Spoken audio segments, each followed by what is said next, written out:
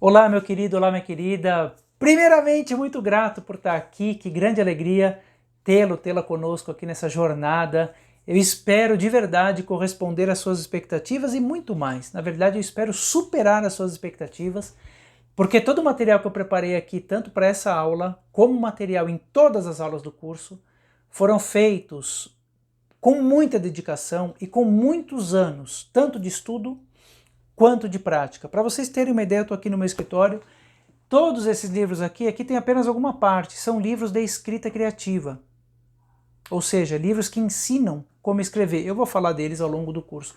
E aqui são os meus livros, seja infantis ou juvenis, ou seja, claro que o livro surge de uma intuição, o livro surge de uma ideia, de uma criatividade, mas eu uso a minha técnica que eu aprendi e continuo aprendendo e continuo estudando para criar os meus livros. Eu, César, espero ser um escritor melhor daqui 5 anos, espero ser um escritor melhor amanhã, porque hoje eu estou me aprimorando para isso.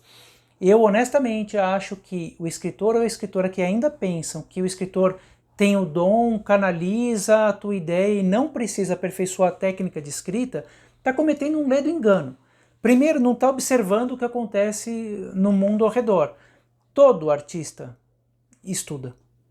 Todo artista ensaia. O que é um ensaio de uma banda?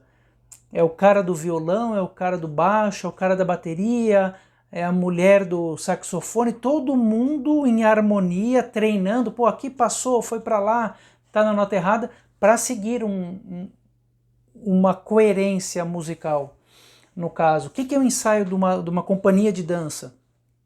Coreógrafo, horas e horas por dia, ou seja, o treino, o ensaio é comum nas artes, mas parece que o escritor acha que, talvez por escrever sozinho, não ter nenhum material palpável, como um escultor ou um músico que tem um instrumento, parece que o escritor acredita que ele faz tudo sozinho. Lê do engano. Se você tem muito dom, muita criatividade, se você escreve tudo, presta atenção, se você escreve, consegue pôr no papel todas as suas ideias. Todas as suas ideias. Eu tenho uma ideia de fazer um livro tal, você faz um livro maravilhoso. Você apresenta esse livro para uma editora. A editora fala, ok, vamos fazer o livro. Você não pagou para fazer esse livro, porque a gente aqui no módulo que a gente tem, é uma publicação profissional. Você não paga para ninguém te publicar. Isso está no segundo módulo do curso. Se o seu livro foi publicado, o seu livro é vendido nas escolas, as crianças amam, os professores amam e a tua carreira tá indo muito bem, aí eu não tenho que falar nada. Agora, se algum ponto dessa trajetória que eu contei ainda não fechou, compreenda, vamos aperfeiçoar as técnicas de escrita. Isso é importante para você poder apresentar o seu original de uma maneira mais profissional para uma editora. Para que o editor, quando pegue o teu texto, leia e fale, opa, leia a primeira linha, o primeiro parágrafo, a primeira página e fale, essa pessoa sabe o que está fazendo, vale a pena eu ler. Não adianta, meus amigos, não adianta, minhas amigas, termos boas ideias. Boas ideias, honestamente, se você não colocá-las de uma forma interessante, elas não têm valor. Elas não têm nenhum valor. Então, vamos entender que sim, todos nós temos boas ideias, queremos espalhar essas ideias, mas precisamos de técnica para isso. A técnica, isso é outra coisa importante. Inclusive eu quero falar uma coisa para vocês, pessoal. Peguem, durante o curso, um caderninho, ou imprimam algumas daquelas apostilas que tem lá na parte, no módulo material impresso, ou um arquivo de computador, como você quiser, e anote as coisas que chamam a atenção. Porque se você já tem o texto escrito, tudo que eu vou falar nas aulas, nessa aula e em todas as outras aulas, você vai falar, isso no meu texto eu fiz, isso no meu texto eu não fiz. Aí você tem material para trabalhar quando você escreve. Somos escritores, somos escritoras. Você tem material, no meu livro tal, eu não fiz isso, eu posso fazer. Se você não tem o livro escrito, você também fala, quando você estiver escrevendo, você não vai pensar nisso tudo. Mas depois que você escrevê-lo, você vai usar as técnicas. As técnicas servem para antes da escrita e para depois da escrita. Tudo que a gente está falando de técnica de escrita atrativa, de personagem, de enredo, de conflito, de cenário, tudo, todo o conteúdo de todas as nossas aulas aqui não servem no momento em que você está lá escrevendo, sentindo aquilo tudo, deixando a história te levar, porque isso é escrita. Ah, olha só, a escrita. Eu falar que eu quero escrever um livro sobre um menino que gostava de jogar futebol e a irmã dele jogava melhor que ele. Não é literatura. Agora, quando eu escrevo este livro e reviso, e reviso, e reviso, aí vira uma literatura. Aí isso vira um livro, mesmo que ele não seja impresso ainda, ele é um original. E esse original está pronto para ser apresentado para uma editora. Então vamos entender que a escrita literária só acontece no momento em que a gente escreve. Antes você não consegue determinar. Você pode até saber, eu vou terminar mais ou menos a história assim, mas o caminho que você vai percorrer, você não sabe. E esse caminho, na hora que você está escrevendo, você não vai utilizar das técnicas para percorrer esse caminho. Você vai deixar a tua intuição fluir. E toda técnica ela vem antes para te preparar para esse momento, no qual eu digo que é um salto no escuro, eu uso isso como exemplo em aulas. Escrever é pular no escuro de olho fechado. Vou, morrendo de medo, mas eu vou. Aí, depois que eu dei esse salto, em segurança, no momento de revisar, eu vou usar as técnicas. Por isso que eu peço para você pegar um caderninho, pegar um bloco, um arquivo, para anotar tudo aquilo que você acha importante para a gente fazer, certo? Achar que uma aula de escrita criativa vai te pôr uma camisa de força, vai acabar com a tua criatividade, que mais que eu já ouvi? Vai me aprisionar, pelo amor de Deus, gente. Você ainda pensa isso? A técnica vai te dar a base para você voar. Um livro de literatura, seja em prosa ou poesia, se o autor não voar, o que é voar? Voar é você alcançar mundos que não existiam. Você está criando novos mundos. Você está tendo possibilidade de tocar em lugares que ninguém tocou. Olha a profundidade do que é a literatura. Você está criando um mundo novo, que uma criança, um jovem vai ler aquilo e vai se encantar, vai chorar, vai se emocionar, vai dar risada. Então, para a gente dar esse voo, você não consegue pular mais do que, sei lá, meio metro sem o trampolim. Agora pisa no trampolim e você pula. Isso que é a técnica. A técnica ajuda a gente a pular e a melhorar o que não está bom. Por exemplo, nós temos a aula lá na qual eu conto com muita clareza a principal técnica de escrita criativa, na minha opinião, que é o contar versus mostrar. A gente não quer na literatura contar. A gente não quer falar era um lobo malvado. A gente quer mostrar. O lobo comeu a vovó. Então eu estou mostrando por meio de uma ação que esse lobo comeu a vovó. Então eu falar que uma pessoa é bondosa, a mãe do garoto era uma pessoa muito boa, não quer dizer absolutamente nada. Nada, entra por aqui, sai por aqui. Agora, quando eu mostro ela fazendo um ato de caridade, mesmo quando ela não tem dinheiro para ela, e ela vai e compra uma cesta básica para a vizinha, então eu mostro. Essa técnica, por exemplo, que é a principal, e a gente fala bastante dela no curso, você, no momento em que está escrevendo, você não vai pensar nessa técnica. Conta, não se preocupa, conta mesmo, narra mesmo. Depois, na revisão, você fala, aqui eu estou contando, como que eu posso mostrar?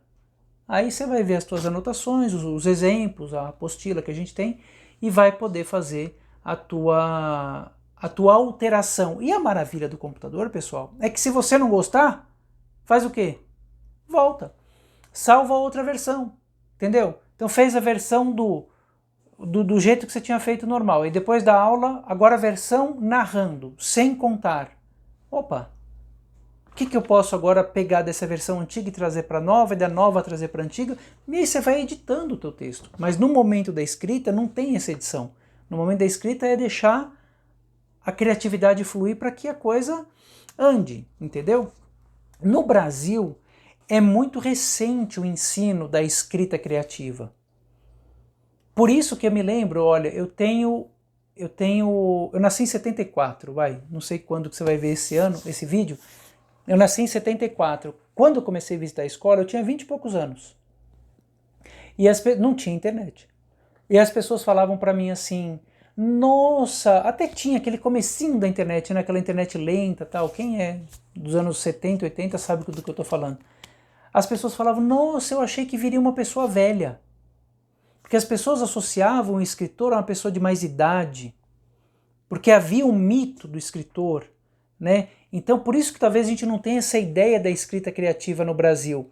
No módulo material impresso, tem lá o artigo da professora Carolina Zupa Abed, que ela conta a história do ensino da escrita criativa no Brasil. É muito interessante a gente observar que é um movimento muito recente. Já no teatro, que é a minha formação de dramaturgia, isso era comum. Eu, aos 19 anos, eu nasci em 74, aos 19 anos eu entrei no seminário de dramaturgia. E no seminário de dramaturgia, a gente aprendia técnica de escrita teatral. Ação presente de cena, o conflito, a cena final, personagem, narrador e tudo mais. Então, é muito claro para mim, né? Por isso que talvez eu sempre tenha ensinado poesia, prosa, porque eu aprendi muito como se escreve um livro, seja por meio dos livros que eu li ou dos cursos que eu fiz. Então, isso para mim é natural. Espero que para você também fique natural o aprendizado do teu ofício. Pense que você pode ser um escritor ou uma escritora melhor amanhã, ou hoje mesmo. Né? Aprender coisas novas, isso abre a nossa cabeça. Escrever, lá na aula, acho que na próxima aula, eu falo assim, para a gente escrever, a gente tem que ter humildade. Humildade para olhar o mundo com o olhar da criança. Certo? Essa é uma dos caminhos da humildade que o escritor tem que ter. Mas humildade para entender que ele pode melhorar no ofício da escrita. E hoje a escrita no Brasil é muito amadora, se você for olhar bem. Quantas pessoas falam, ou pessoas do meu convívio que eu conheço, eu quero publicar esse livro, você acha que dá? Você lê a primeira parágrafo, você fala, isso não é literatura. Isso é o relato que ele está dando da avó dele que vivia no interior de Minas Gerais. Mas não é literatura. Certo? Porque a pessoa não dominou as técnicas de escrita criativa. Bom, agora dicas. Dicas curtas, diretas, anotem essa dica. Exagero. Exagero. Eu César pai, quando vou sair com meu filho está com a mochila dele lá, com os cadernos dele, o caderno dele cai no chão, rapidamente eu recolho. Porque aquilo não pode estragar, porque é caro, aquela coisa toda que nós, pais, né, pensamos com essa mente racional. Eu, escritor, a mochila do menino caiu, o copo d'água caiu. Um passarinho pegou a folha voou, bateu uma ventania, perdeu tudo, ou seja, o escritor transforma tudo em literatura. Tudo é exagerado na literatura infantil. Observe que a gente vê com muita frequência, é minha melhor amiga. Não é uma amiga, é a melhor amiga. O pai não é bravo, o pai é muito bravo, é muito chato. Sei lá, a professora, ela não é compreensiva, ela é exigente demais, ela não quer que a gente entregue a lição toda quarta-feira, não sei o quê. Ou seja, esse exagero que a literatura infantil traz, e a adulta também. Se a gente observar a literatura adulta, também tem isso. Faz com que essas emoções, o que é escrever? Aflorar a emoção. As emoções, aflorar emoções. As emoções vão tocando com a gente. Então, exagere. Exagere, exagere, exagere. Exagere na caracterização do personagem. Então, se você escreveu no momento da escrita, que tal personagem se irritava muito com a vizinha, com a colega da escola que pegava o lápis. Mas ele não ligava. Às vezes a gente, quando está escrevendo, é o que eu estou falando, escrever no momento da escrita, não penso. Eu vou escrevendo. Então eu escrevi que o menino, né, se incomodava quando a menina sempre pegava o lápis dele. Um exemplo qualquer. Aí eu enquanto escritor, coloquei, mas ele nem ligava. Aí na revisão eu vou falar, o menino se irritava profundamente. Aí eu contei, eu não vou contar, eu vou falar, o menino sentia a sua pele ficar vermelha e ele rangia os dentes e amassava uma folha de papel de tanta raiva porque a colega sempre pegava o o lápis dele sem pedir emprestado.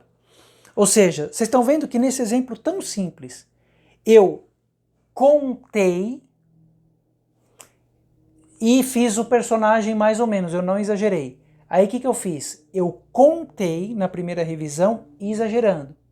Aí na terceira revisão eu mostrei, que é o que a gente quer, exagerando.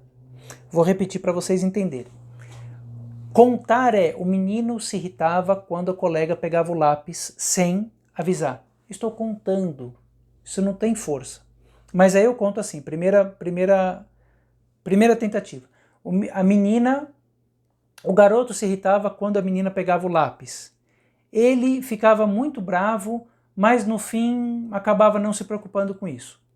Primeiro movimento. Segundo movimento. Eu contei sem exagerar. O segundo movimento eu vou exagerar. O menino ficava bravo, continuo cantando. Quando a menina pegava o lápis, continuo contando. Mas ele ficava muito irritado. Ele ficava pé da vida porque a menina fazia isso todo santo dia. Continuei contando e exagerei. Agora eu vou mostrar, exagerando. Mostrar é... Não se preocupa, gente. Se vocês não entenderam a diferença, não é para entender agora, porque a gente tem uma aula gigante lá, falando do mostrar e do contar. Tem material escrito, tá tudo lá para vocês olharem. Não se preocupa com isso, eu vou completar esse exemplo. Aí eu vou mostrar que o menino amassou, quando a menina pegou o lápis, ele amassou uma folha de papel, começou a ficar vermelho e rangeu os dentes, porque ele não aguentava mais aquela colega toda hora pegando o lápis no mesmo dia, no mesmo horário. Ou seja, a escrita ela vai se formando, não é puf, tá pronto, entendeu? Não é assim. Ela vai se construindo. Depois de algumas dezenas de revisões, você pode falar que tem um original. Então, primeira dica, vamos dizer assim, né? Primeiro tópico, exagere, exagere, exagere.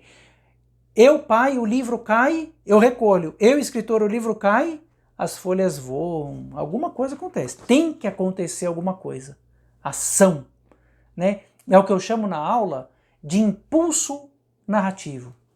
Qual é o impulso narrativo da tua história? Então observe, as histórias precisam ter impulso, ela pode ter um impulso, mas esse impulso tem força para ir lá, então vejam essa aula e os exemplos que eu dou lá, que isso vai ajudar também.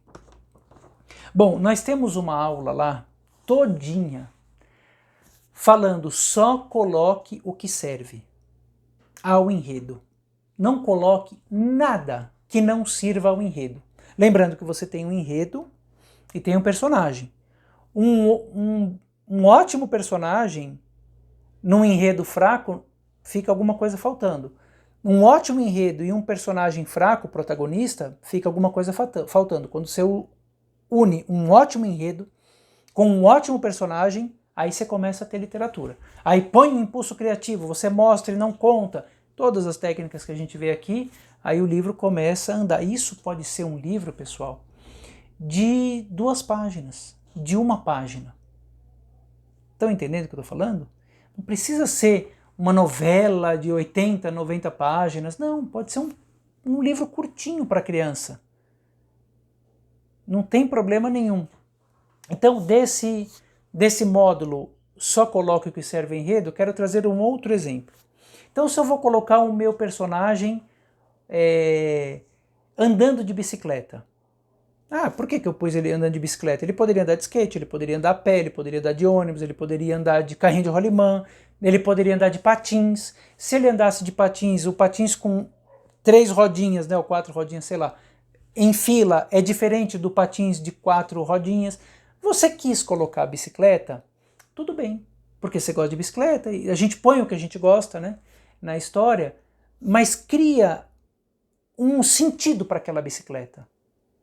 Tá lá. Então, por exemplo, ele anda em qual bicicleta? A bicicleta que ele está andando é uma bicicleta que era da irmã e passou para ele? Então a bicicleta é muito grande? Ou quer dizer o quê? Isso tem uma representação, né? E significa alguma coisa. Ou ele está usando a mesma bicicleta pequena que quando ele pedala o joelho bate no guidão. Eu estou dizendo alguma coisa com isso. Que os pais não têm dinheiro? Ou que os pais não querem dar dinheiro? Ou que ele aprontou alguma coisa e não vai ganhar a bicicleta que ele tanto queria? Ou que ele é um menino que passa vergonha por ter uma bicicleta pequena ou grande, ou ele anda de rodinha e tem 12 anos, ou seja, cada elemento que você coloca na tua narrativa tem que ter um motivo que sirva ao enredo. E esse menino vai jogar bola, por exemplo, ele carrega uma mochila. Na mochila tem chuteira, meião e uma toalha. Todo dia lá tem chuteira, meião e a toalha. Esses elementos físicos, concretos, eles têm que dar amparo para a emoção do personagem. Então, por exemplo, todo dia ele sobe a ladeira com aquela bicicleta, ou com skate, ou com patins. O que você desenhou para aquilo não tem problema nenhum. Desenhar, pelo amor de Deus, não no sentido de ilustrar, no sentido de escrever, né, como você construiu aquela narrativa.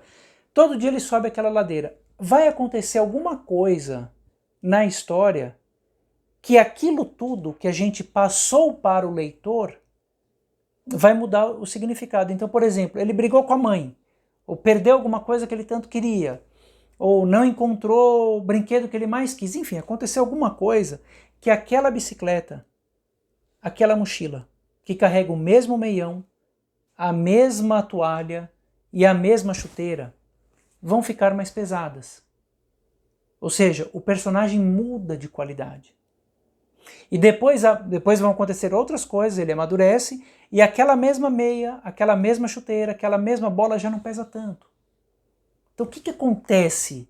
Os elementos reais e concretos que a gente traz para a história são para refletir as emoções dos personagens. Então por isso que nós, escritores, temos que ter um mínimo, mas gente, um mínimo de educação emocional. O que é educação emocional? É conhecer as emoções e os sentimentos. O que é raiva, o que é ódio, o que é angústia, o que é indiferença. Então tem livros interessantíssimos, entendeu? Para você ter um repertório maior das emoções. Porque se você é autor, você é autora, fala, tô bravo, nem sei o que é. Não, lembra, tudo tem um porquê. Tá bravo por quê? Porque você está se sentindo menosprezado, você está se sentindo sobrecarregado, aí você vai desenhando aquilo dentro de você para você transferir isso para os personagens. Certo? Que mais? Outra dica, gente, isso é uma dica que vale ouro. Anota, chama cores nas falas. Cores nas falas. Eu escrevi o livro. Aí eu pego, fala do João. Tudo que o João falar eu marco em azul. João azul, João azul. Só o que o João falou. Tudo que a Maria falar, verde. Maria verde, Maria verde, Maria verde. Tudo que o Celso falar, azul, verde, amarelo, amarelo. Aí eu pego, eu só vou ler o azul. Significa que eu só vou ler as falas do João. E aí eu vou ler só o que o João falou. Eu vou entender, gente, o João ele é um menino. Tem 8 anos e ele é ousado. Bom, se eu falar em algum momento, alguma coisa que mostra que ele não é ousado, eu acendo um alerta.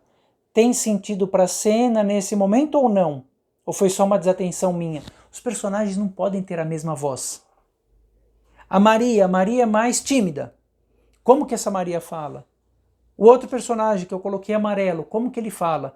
Numa dessas, eu me lembro muito bem do livro Meu Pai é o Cara que eu fiz isso, é um livro juvenil. O menino tem 17 anos, eu coloquei ele falando, não sei o que, pelo qual. O menino de 17 anos não fala pelo qual.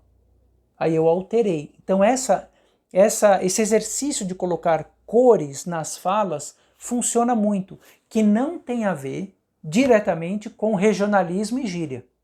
Nós temos lá a aula chamada Gírias, Regionalismos e Marcas. Então, isso é uma coisa.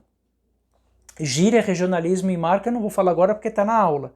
Mas não é disso que eu estou falando. Eu estou falando, coloque na fala do João, aí você vai ver o jeito que ele fala. Aí você vai descobrir que o João tem um jeitinho de falar.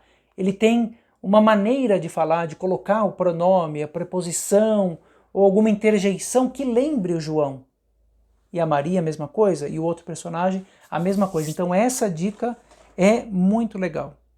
Outra coisa, pessoal, fundamental, são os verbos de sende, que são aqueles Vem aqui para casa, falou o João. Ah, espere mais um pouco, disse Maria. Que a gente usa muito, falou, disse. Aí você pega uma lista na internet, você vai encontrar verbos extraordinários. Eu peguei alguns exemplos para vocês. Lembra, na hora em que está escrevendo, não. Na hora que está escrevendo, coloca falou, disse, contou, falou, disse. Repete o disse 1000 vezes. Depois, na revisão, olha só. Murmurou, frisou, narrou, ajustou, disfarçou, explicitou, esse é um pouquinho mais complicado, respondeu, interrogou, sussurrou. Então, gente, com uma lista dessa, eu falo, o escritor tem que aperfeiçoar. Então, onde você tem aquele livro, disse, falou, você coloca outros verbos que tenham a ver com aquilo e observa, né, se há necessidade de tantos verbos como esses. Será que o que o próprio personagem está dizendo já não dá conta? No próprio contexto do diálogo, às vezes eu nem preciso disso, né? Então depois você pode pensar em cortar. Aí tem a aula do poder da reescrita, que eu dou um exemplo prático, né? Eu estava escrevendo um livro, foi muito legal. Estava escrevendo um conto, e aí apareceu, eu falei, uau, vou gravar e pôr no curso isso. E foi muito bacana. Lá eu mostro como que eu fiz aquela coisa. No primeiro momento, enchi, exagerei, depois eu fui limpando. Então é isso. Então no começo, quer colocar disse 200 mil vezes? Coloque, mas depois você vai limpar. Que mais, pessoal? Vamos lá. Tipos de narrador. Vamos compreender. Primeira pessoa, o personagem narra. O personagem pode ser uma pedra, uma flor, uma tartaruga, um jabuti, um macaco, um menino, o pai, é a primeira pessoa.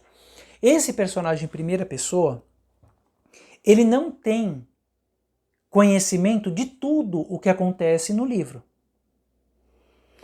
Então, se para você é importante que para a construção do seu enredo, que coisas aconteçam fora do núcleo desse personagem, em primeira pessoa você não vai conseguir narrar, porque o que ele pode fazer é dar a interpretação dele de alguma coisa que aconteceu com outro personagem. Confere comigo? O narrador em terceira pessoa, ele sabe tudo o que está acontecendo. E esse narrador ele pode estar colado no protagonista, então a gente acha que ele é o protagonista, mas não é, ele é em terceira pessoa, mas ele consegue compreender o que os outros estão falando. Um exercício maravilhoso para isso é: pegue a tua história que você escreveu em terceira pessoa e reescreva em primeira. Ai, mas vai dar muito trabalho. Gente, dá trabalho. Mas apresente para o teu leitor o melhor que você pode dar. Não apresente qualquer coisa, por isso que você está aqui. Está no curso para aprender a escrever um texto mais profissional, um texto que possa competir no mercado, que possa chamar mais a atenção das crianças, que possa encantar mais os adultos que vão escolher esse livro. Então, se você escrever em primeira pessoa, escreve em terceira. E veja o que você descobre nessa terceira pessoa. Às vezes, não é que você vai mudar o narrador hoje, gente, tem arquivo de computador. Está no arquivo de texto, primeira pessoa, salva um terceira pessoa e reescreve. Talvez você não queira escrever o livro inteiro, mas alguns pedaços. Aí você vai descobrir o que esse narrador, que é onipresente, né, sabe tudo o que está passando, vai descobrir. E deixa o personagem contar. Deixa os personagens falarem aquilo que eles querem. É naquela aula que eu mostro o livro do Stephen King, ele fala assim, o personagem não pode falar aquilo que nós autores queremos. O personagem tem que falar aquilo que ele quer. E às vezes nessa troca de narrador, você joga o narrador para cá, aí depois você pode narrar o protagonista narrando, depois você passa para o antagonista narrando. Ou se você narrou em terceira pessoa, passa a narrar em primeira. Você vai descobrir nuances, gente. Aí você compara um arquivo com outro, e o que está aqui, ó, você pode jogar para cá. E o que está aqui, você joga para cá. E teu texto vai ficando mais rico. O que eu acho bonito da literatura é que ela precisa de um tempo. De um tempo. É igual fazer arroz. É igual fazer arroz. Você terminou de desligar o fogo do arroz e tampa, terminou de desligar o fogo e vai comer, ou você vai comer empapado, ou vai comer queimado. Você desliga o fogo, quem cozinha sabe o que eu estou falando, e tampa. Aquele tempo. Aí o arroz vai ficando soltinho, soltinho, delicioso. Isso é a literatura. Ela precisa desse experimento para a gente começar a entender. É um exercício, eu falo para vocês. Não é que você está te aprisionando, nada disso. Você está experimentando, sabe? Brincando com o teu fazer literário. Isso é maravilhoso, gente. É liberdade pura, certo? E outra coisa que eu acho importante falar, para encerrar essa nossa aula inaugural, é cuidado quando você que escreveu uma história fala assim, mas isso vai se resolver na ilustração. Claro que o livro infantil é intimamente ligado à ilustração. Claro que o livro infantil conversa, no livro infantil, texto e imagem conversam o tempo inteiro. Temos ilustradores maravilhosos. Só que aqui no nosso curso, a gente está falando de construção de enredos, construção de histórias. A gente não está falando de livro ilustrado. O livro ilustrado é aquele que você tem muitas imagens e pouco ou nenhum texto, ou poucos textos, poucas frases. Esse é um outro tipo de livro. E não pense que esse tipo de livro é para criança pequena e o livro com história é para criança grande. Lê do engano. O livro ilustrado pode ser, sim, encantador para um adulto ou para uma criança de 7 ou 8 anos. Não precisa ser encantador para uma criança só de 2 ou 3 anos. Não. Para qualquer idade, porque ele é bom, sendo um bom livro ilustrado, né? Um bom livro de histórias, ele encanta uma criança de 2 anos, de 3, de 5, de 7, de 8, do mesmo jeito. Então, assim, não é porque você é uma pessoa que só ouve mantra, MPB, adora Chico Buarque, não pode um dia ouvir sertanejo. São coisas diferentes, entendeu? Que esse exemplo talvez não tenha sido o melhor, mas é que a mesma pessoa que ouve Chico Buarque, por exemplo, também ouve sertanejo. São públicos, são produtos diferentes que a gente consome, mas somos a mesma pessoa consumindo. Então, uma criança de 7 anos lê um livro ilustrado, quando é bom, ele vai gostar, e uma criança de 7 anos lê um livro com histórias. Uma criança de 3 anos lê um livro ilustrado e ouve uma boa história. Uma criança de 10 anos lê um bom livro ilustrado e lê um bom livro com histórias, entendeu? Então, não é que o livro ilustrado com muita imagem é para criança pequena. Não é verdade, até porque os meus livros de história são adotados para crianças do infantil. Livros grandes, com histórias longas, certo? Então, cuidado quando você fala isso, a ilustração explica. Você que é autor do texto, você que é autora do texto, se preocupe com o que você sabe fazer, que é texto. Escreva um bom texto. Escreva um bom cenário. Escreva bons protagonistas, bons antagonistas. Escreva bons enredos. Tudo aquilo que a gente vê no curso. Está começando o curso, é o começo, gente. Essa aula de meia hora foi o começo de uma jornada que você vai fazer. E todos esses vídeos você vai poder ver e rever algumas vezes e anotar para ver como que a tua escrita está se desenvolvendo. Então isso é um começo. Siga nessa jornada de coração aberto. De coração aberto. Tenho certeza que você vai encontrar novos caminhos para aquela ideia que travou, para aquela história que você acha que não está tão boa. Não tenha medo de ampliar essa história. Não tenha medo. Eu dou exemplos no curso, eu tenho livros 60 páginas para criança pequena. Ele é adotado no infantil, na educação infantil, no primeiro ano. Tem nada a ver, a gente gosta de boas histórias, como também a gente gosta de livros ilustrados, né? São trabalhos diferentes, né? O que a gente fala aqui é construção de histórias. Tá bom, meus amados? Tá bom, minhas amadas? Qualquer dúvida, teve alguma dúvida, escreve aqui no comentário, porque esse comentário fica no curso, né? Alguma coisa que você descobriu, e aí eu respondo, e outras pessoas também podem se beneficiar do teu comentário. E qualquer dúvida que você tiver, você entra em contato direto comigo, tá bom? Um beijo e até a próxima aula.